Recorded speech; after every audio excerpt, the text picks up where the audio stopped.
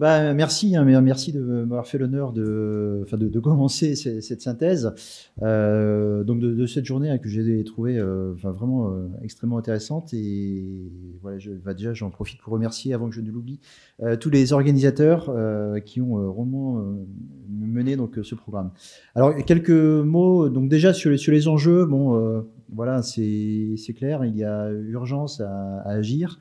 Et même si on n'a pas eu la sécheresse de 2022, en tout cas, elle nous a fait prendre conscience hein, de l'importance du défi, alors je dirais du changement global, parce que c'est vrai qu'il y a le changement climatique, mais en même temps, il y a aussi voilà, une évolution des usages de l'eau qui, certes aussi, peut être liée à l'évolution climatique, mais voilà, qui accentue les tensions sur les ressources en eau. La table ronde notamment, et puis bon, un peu tout au long de la journée, a bien mis en évidence le rôle de la donnée dans déjà l'objectivation des débats, dans cette concertation qui est absolument nécessaire.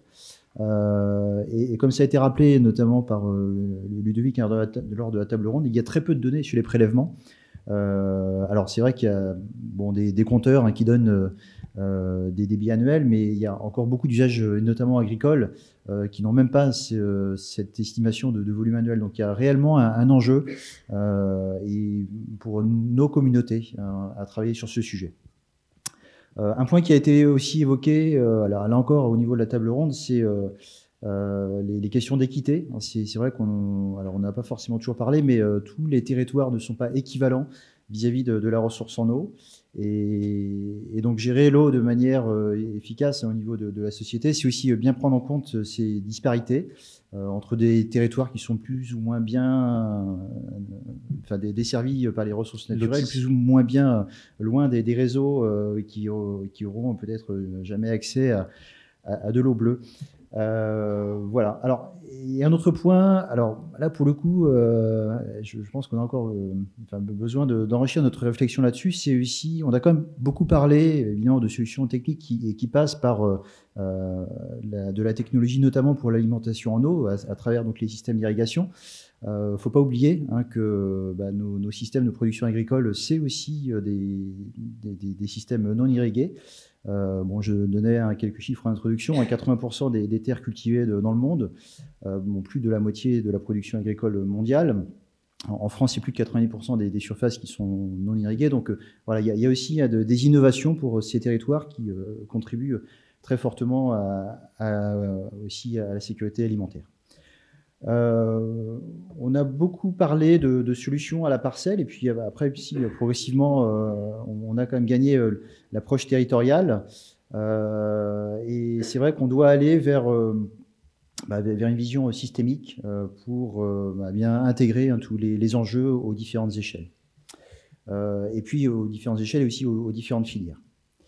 Voilà pour mes principaux éléments de conclusion. Alors, à propos des filières, j'en profite pour caser donc l'annonce d'un événement en 2023, donc le 11 mai 2023, où nous travaillons avec la chaire Vignes et Vins à Montpellier sur l'organisation d'un colloque sur l'eau et la viticulture.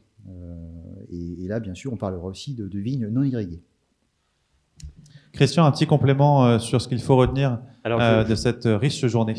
Je continue, oui, effectivement, avec les usages sur le numérique pour la gestion de l'eau, évidemment. Donc, quelques usages que j'ai notés. D'abord, la connaissance de la ressource d'une manière générale, des pratiques autour de l'utilisation de la ressource, aussi des usages sur la diffusion de la donnée. Alors, on a vu les états hydriques, les prélèvements, on a vu beaucoup de choses dans l'exposé là-dessus, dans l'exposé de Frédéric Frappard, par exemple, en début de matinée. La structuration, la mise à disposition de ces données qui sont revenus aussi, qui sont des points importants qui sont revenus à plusieurs reprises. Il y a des usages autour du pilotage et de l'aide à la décision, alors à différentes échelles, avec de la modélisation des systèmes complexes, par exemple, dans l'exposé de Pascal Dumoulin ce matin. On a également des aspects sur l'optimisation des systèmes techniques, avec plus d'automatisation, des opérations d'irrigation, de gestion des réseaux, c'est revenu aussi à plusieurs reprises. Et puis, on insiste également sur l'importance des aspects communication, collaboration et concertation pour lesquels les outils numériques apportent aussi de véritables solutions. Je repasse la parole à Gilles. Quelques questions de recherche peut-être que vous auriez pu identifier ou je vous pose une colle? Oui, tu nous poses une colle, oui. Ce sera dans les actes rédigés à l'issue de ce séminaire et disponible sur le site de la chaire Agrotique très prochainement. Voilà, on va ouvrir un blog sur toutes les questions de recherche. Voilà. D'ailleurs, en tout cas, un domaine de recherche, et c'est pareil, qui a été introduit lors de la table ronde. Puis j'en profite parce que c'est vrai qu'on a quand même beaucoup parlé de technologie, de solutions techniques. Bon, dans mon unité, on a aussi des sociologues, des géographes, des économistes, et parce qu'on a besoin de tous ces métiers en fait pour intégrer toute la complexité. Les seules solutions techniques n'apporteront pas toutes les solutions. Et puis c'est peut-être aussi un élément que j'apporterai. Donc c'est vrai que dans les solutions techniques, alors donc déjà on a vu une nécessaire complémentarité entre les outils et les technologies. Et c'est vrai qu'on a vu que la technologie était partout, aux différentes échelles. On a des besoins d'intégrer entre ces différentes échelles. Alors, il y a eu déjà un certain nombre de pistes qui ont été tracées autour du crowdsourcing, autour d'outils de supervision territoriale, les jeux sérieux aussi intègrent plein de choses. Les approches multiméthodes utilisant de la télédétection, du capteur, du modèle. Voilà. Et là aussi, sur tous ces domaines, on ne va pas lister les questions de recherche, mais des grands champs, questions de recherche, des champs de recherche plus larges. Ouais. On a aussi donc un point important, c'est le nécessaire accompagnement donc à l'utilisation de ces solutions dans la durée.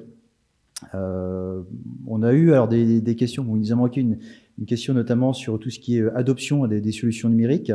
Mais en même temps, voilà, on a vraiment besoin d'un retour là-dessus.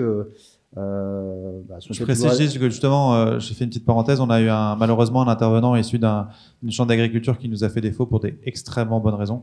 Et donc effectivement, qui aurait pu creuser le sujet. C'est pour ça qu'avec Sophie, on a pu quand même avoir un aperçu sur ces retours d'expérience d'agriculteurs en situation réelle.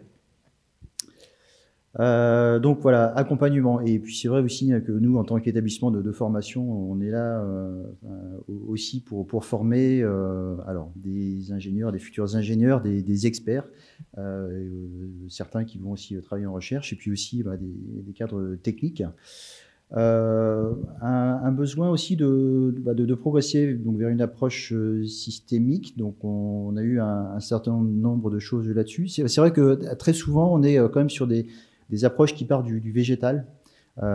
Et là, encore une fois, la nécessité de regarder à d'autres échelles, sur d'autres dimensions, y compris les sciences sociales, c'est quelque chose d'important.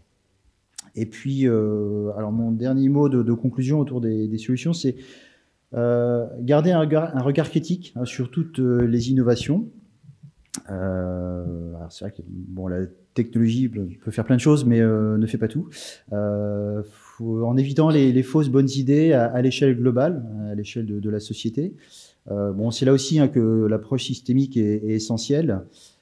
Pour citer juste un exemple, c'est l'histoire du développement de systèmes économonaux nous rappelle que on peut avoir des effets rebonds qui sont catastrophiques à une échelle globale. C'est l'histoire du développement du goutte à goutte en Tunisie ou en Espagne qui a conduit au développement incontrôlé de forages et une surexploitation dramatique des ressources souterraines.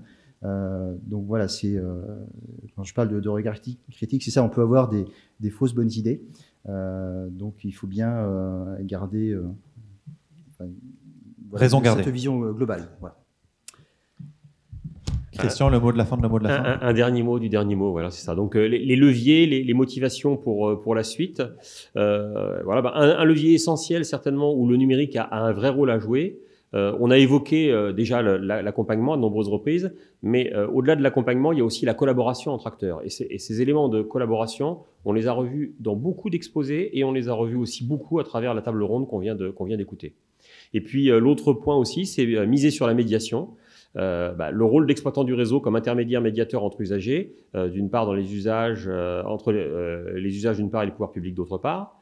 Le jeu aussi qui a été évoqué comme outil de médiation sur les territoires et qui a été aussi présenté là aussi sur la table ronde et qui est vraiment une initiative intéressante et une approche moderne de la pédagogie sur ce plan-là. Et puis enfin, continuer à progresser sur la normalisation de la donnée. On a évoqué aussi Sandre et puis les autres systèmes qui permettent d'avoir une donnée qui est unifiée et interopérable et accessible. Mais aussi, une fois qu'on a normalisé cette donnée, qu'on la rend accessible, il faut bien sûr gérer sa gouvernance, et ce qui est aussi un sujet à part entière, comme tu l'as évoqué aussi en conclusion tout à l'heure. Et voilà, j'en ai terminé pour ça. Merci beaucoup à tous les deux. Bravo pour cet exercice de synthèse.